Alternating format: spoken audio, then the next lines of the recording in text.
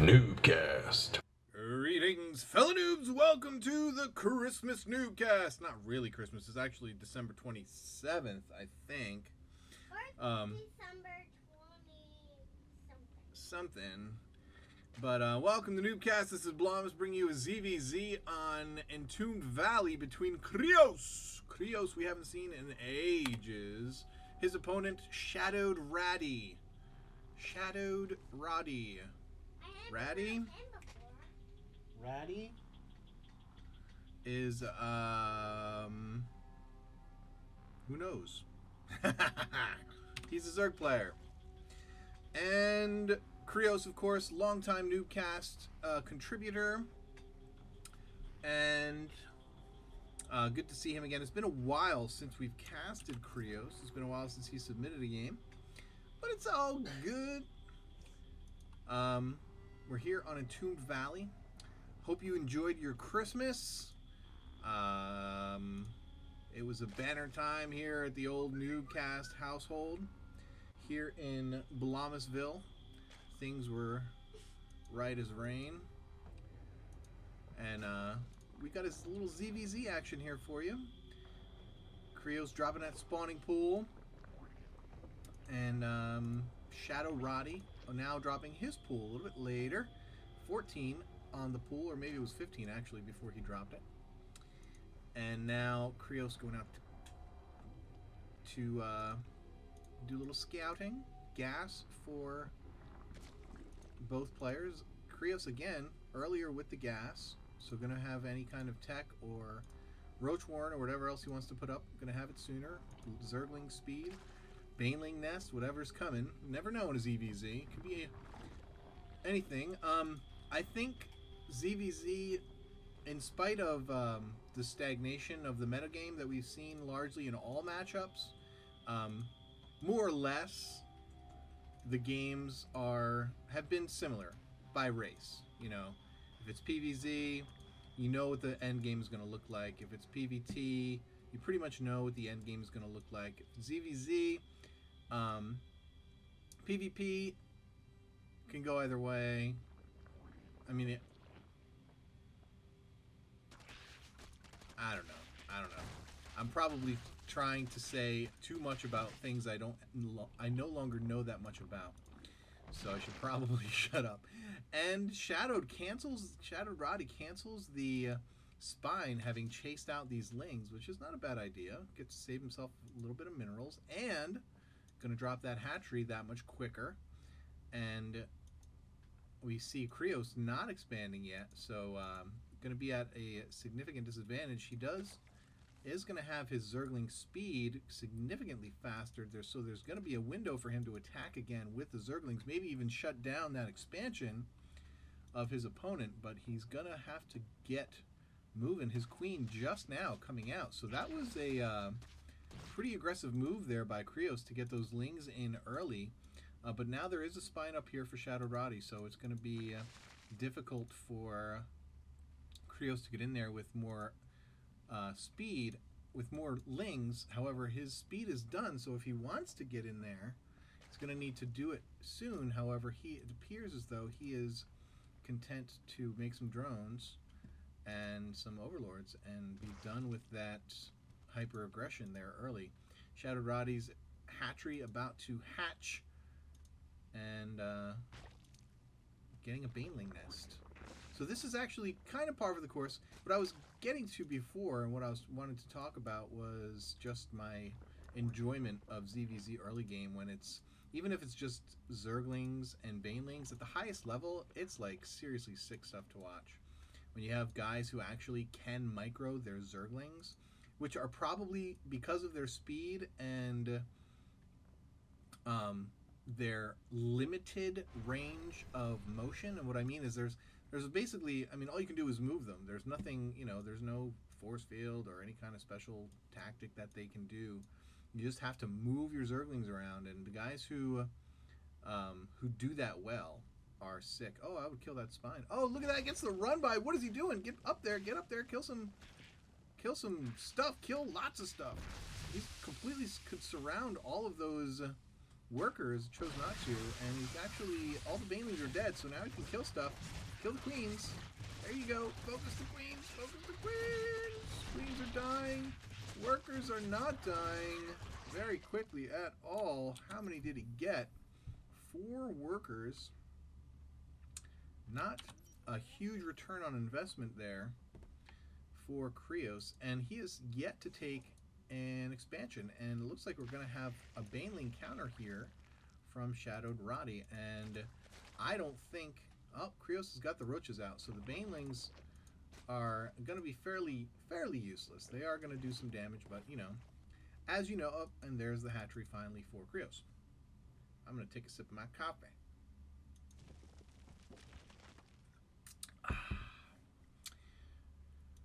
Alrighty. Shadowed Roddy getting up some defense here at the expansion. Just enough. Just enough to rally behind him. I do totally feel out of place for whatever reason casting these days. I just feel like I don't know anything, and but hopefully it's not boring or worthless experience for you.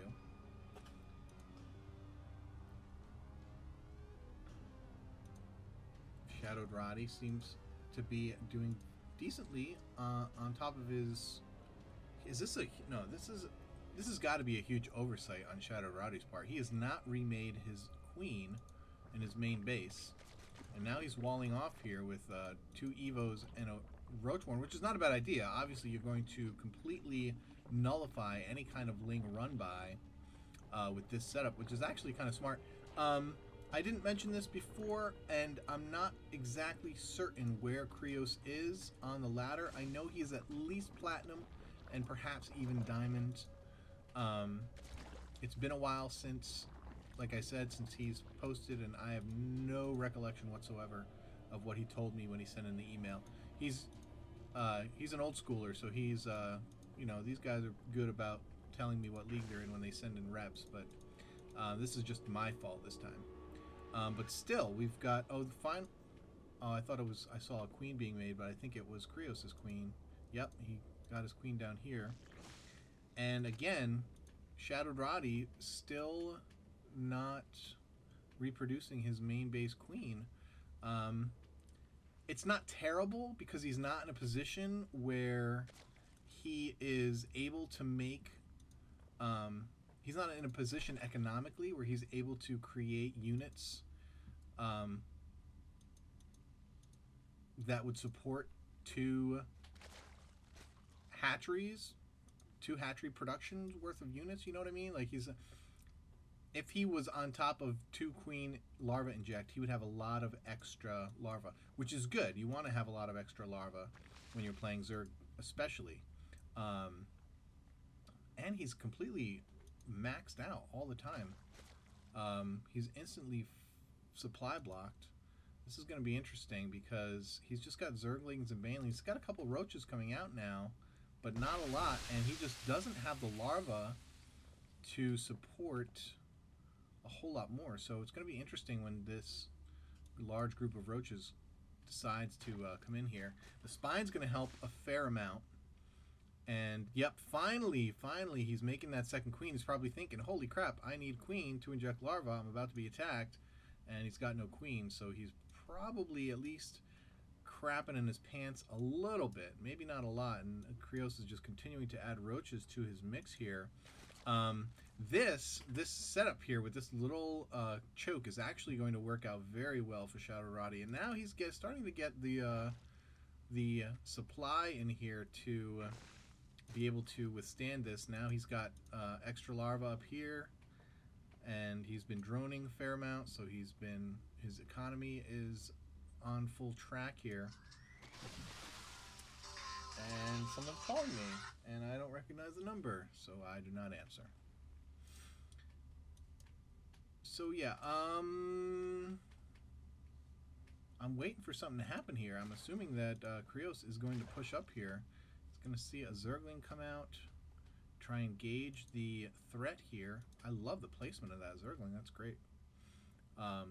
I mean, he is spreading creep over there, so it shouldn't really matter as far as his vision. But this Overlord probably saw most of that army anyway, and now this one does see all of it. And Krios, instead of attacking, actually going to go home. But not yet taking a third base. What is going on? Well, ladies and gentlemen, what was gearing up to be a huge attack became nothing, so I'm going to X2 it a little bit here. Because listening to me comment on nothing is almost as bad as listening to me comment on something. But that's a lot of roaches here. Again, supplies are pretty even. Krios going to take his third hatch over here. We have the infestors are on the way out now for Krios and for his opponent. Actually, his opponent just now dropping his infestation pit right here, cranking it out. And now we have a move out. It's actually Shadowed Roddy who's going to be the aggressor, and his roaches do not have speed. Fungals are out. This should go in Krios' favor. Those are very nice fungals on his opponent, but it appears as though he's pulling out with those. What am I looking at here? Is he +2 and I missed it? No, he's 1-1. Krios, there's the upgrade advantage for Shadowed Roddy. And man, it's close. Doesn't it look close? But actually, it looks like Shadowed Roddy's going to win out the day with his reinforcements. But here comes more units from Krios, and that was basically a wash. More or less. Oh, but we do have a Nidus now. We're coming in the back of Shadowed Roddy's base as the Lings getting into the... but the Baneling's right there to meet each and every last one. Only a couple Lings survived, but there's a Roach right there to clean it up. And that... Wow, what was a very nicely executed Nidus by Krios was almost equally nicely held by Shadowed Roddy. And completely shut down. Like, he got nothing for that harassment, and that was a very nice hold there by Shadowed Roddy. Pretty impressive. Good looking out, bruh. Good looking out. And this was the only place on the map where there was no creep, so it was the only place where Shadowed Roddy had no vision. As you can see now, the Overlord giving him some. Because these guys didn't... Well, these Lings have vision up here now, but... He can drop a creep tumor at any time, though, right? Is this creep from the low ground up here? Is that for real? No, it's receiving. Okay. I was going to say, creep doesn't spread from the low ground to the high ground as far as I know. As far as I know. I could be wrong. And we finally have the third hatch getting down for Shadowed Roddy. But, of course, that puts Krios at a significant advantage here economically. He's just now starting to saturate, so... he's gonna have that advantage between now and the time that Shadowed Roddy gets his third saturated. And now, of course, Shadowed Roddy's infestors are out, so we are looking at infestor roach battles here with a few Lings from Krios. Not that many. Oh, we do have some over here for Shadowed Roddy as well. Okay.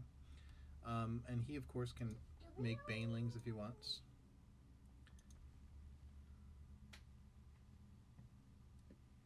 We have a macro hatch coming up for Krios. He could Ling run by. Gonna try and hack at this third. Just gonna get a little bit of damage on that before it dies. Before the Lings die, I mean. Not bad harass, not bad harass. Getting a little damage done. But now the creep is spreading up top, so any future Nidus shenanigans will be met with death. Of course, this is what I don't understand, particularly with Nidus networks. If, for instance, if you know you have an army waiting in the middle, like for instance earlier on, when Krios had that giant bunch of roaches sitting out here doing nothing, why wouldn't you, in a situation like that, if you happen to have a Nidus network, why wouldn't you drop a Nidus behind that army and split up your army, or, you know, create opportunities to flank and surround your opponent's army? I don't think I've ever seen that done in any game ever since the beta in Wings of Liberty. It's 9 times out of 10, except for Terran. Terran is the only race I've seen with the proclivity, with the mindset, with the purposeful mindset of setting themselves up to do multi-pronged attacks. And now I've seen Idrid do it back in the day, where he would. I remember one game in particular. It was in Zelnaga Caverns, which gives you an idea of how long ago this was. When you remember that big hole in the middle of Zelnaga Caverns, where he would set up a group of lings over here and a group of lings over here and one down here, and when his opponent came down to attack, he would surround them with Zerglings and kill their units. And that, when I saw that, I was like, yes, that is what Zerg is supposed to be. That is the way that race is meant to be played. Why don't more people do that? But then I don't even see him do it anymore, but I haven't seen anybody else do it either. Mostly now it's all head-to-head, particularly with Zergs and Protoss. Very rarely do you see multi-prong type attacks. And I understand the problem. The problem is if it's badly executed in any way, if you split up your main force, you're taking a huge risk. Oh, look at that. Look at that. Shadowed Roddy gets his army slightly out of position, but again, the upgrades are definitely favoring blue here. We have Fungals going back and forth there, but Krios definitely has the better concave at this moment, but now down at the bottom, Shadowed Roddy is starting to get a better concave. Now the concave favors blue, and he is going to clean this up, and he is going to clean it up. But it's funny, if you look at the supply, it appears as though Krios came out on top, but that's only because he instantly re-maxed all of his larvae, as you can see, and he's making all roaches, and they're going to come down. Shadowed Roddy doing the exact right thing, coming down to try and take down this fort, and Krios cuts off the... Look at all of those roaches. This is how many roaches he got instantly. 2 full pages of roaches. And he's going to cut these guys off as well. Split, split, split. And here comes some Zerglings to save the roaches. And Shadowed Roddy is going to get out of there. This is actually a pretty decent game. And I'm going to say that these guys got to be at least diamond level. Just the way that we've seen play. We've seen some minor mistakes, like Shadowed Roddy forgetting his queen early on. But for the most part, macro has been spot on by both players.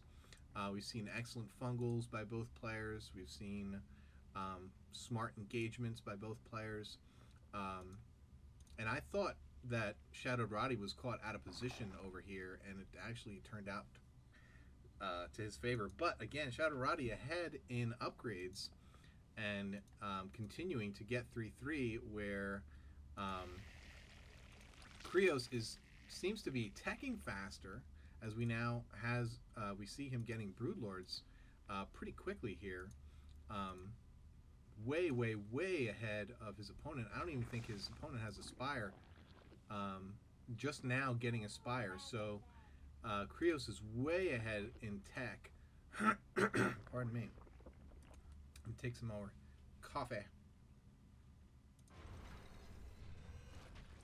Yeah, Krios way ahead in tech. We got Corruptors, and we don't want that Overlord to see these Broodlords, do we? Too late. And Shadowed Roddy just craps in his pants because there are Broodlords on the field. He does have a lot of Infestors, but it doesn't matter. It takes way more Infestors than that, and with much more energy than that, to chain fungal this many Broodlords. And with the concave that Krios now has, I don't think that there's any other choice. There's a GG by Shadowed Roddy, and after putting up one heck of a fight, which it appeared that he was ahead for a fair amount, he GGs and gives it up, seeing that he is way behind in tech. And it was really the economy. It was, I think, if I had to pick out one thing, it was Krios getting this third base considerably earlier than Shadow Roddy got his. And even though Shadow Roddy was able to take out that fourth, he didn't have his own fourth nor his fifth up and producing anything ahead of Krios. And that economic advantage, even though he was behind in his upgrades, allowed him to get the tech advantage, which he took major advantage of, getting the Broodlords very quickly and overrunning his completely ground-oriented opponent. All right, kids, that's going to do it for this game. Hope you enjoyed it. And going to have some Stargirl casts coming up, I think. And maybe one from Wings of Liberty and one from Heart of the Swarm if we can find ourselves some. In the meantime, keep climbing that ladder. Peace in the Middle East and all around the world this Christmas season. Merry Christmas. Happy New Year upcoming if I don't talk to you. But I probably will because I'm going to cast some more games. Peace.